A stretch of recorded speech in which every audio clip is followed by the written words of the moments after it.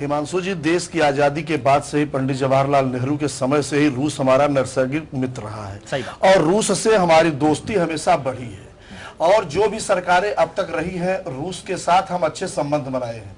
जब सोवियत संघ कई टुकड़ों में टूटा, इसके बाद थोड़ा जैसे और देशों से भी संबंध बनाने की आवश्यकता पड़ी और भी देशों से हमने संबंध बनाए, लेकिन इसके बावजूद भी रूस को कभी हम दोस्ती से अलग नहीं कर पाए।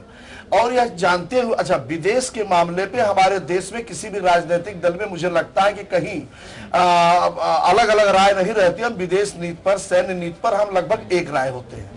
और रूस के साथ जो ये संबंध को मोदी जी ने और आगे बढ़ाने का काम किया, कांग्रेस पार्टी इसका स्वागत करती है। और जिस तरह से न्यूक्लियर यूनिट जो 5-6 लगना है, 4 लग चुके हैं, इसके पहले उससे जो हमारे देश में बिजली की समस्या कुछ कम होगी।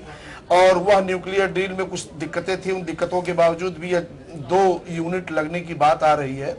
और यह सारी चीजों से कहीं न कहीं हमारे लिए अच्छा हो रहा है।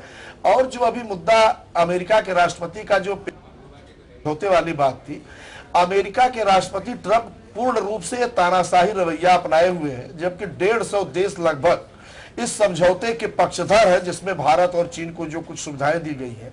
और केवल अमेरिका को इसलिए उनकी तानाशाही ना कहीं समाप्त हो जाए, इसलिए वो केवल इस पे अड़े हुए हैं। और दुनिया के पैमाने पे अमेरिका की छीछालीदर होगी और अमेरिका की स्थिति कहीं न कहीं दुनिया के पैमाने पे इसका विरोध करने पे कमजोर होगी।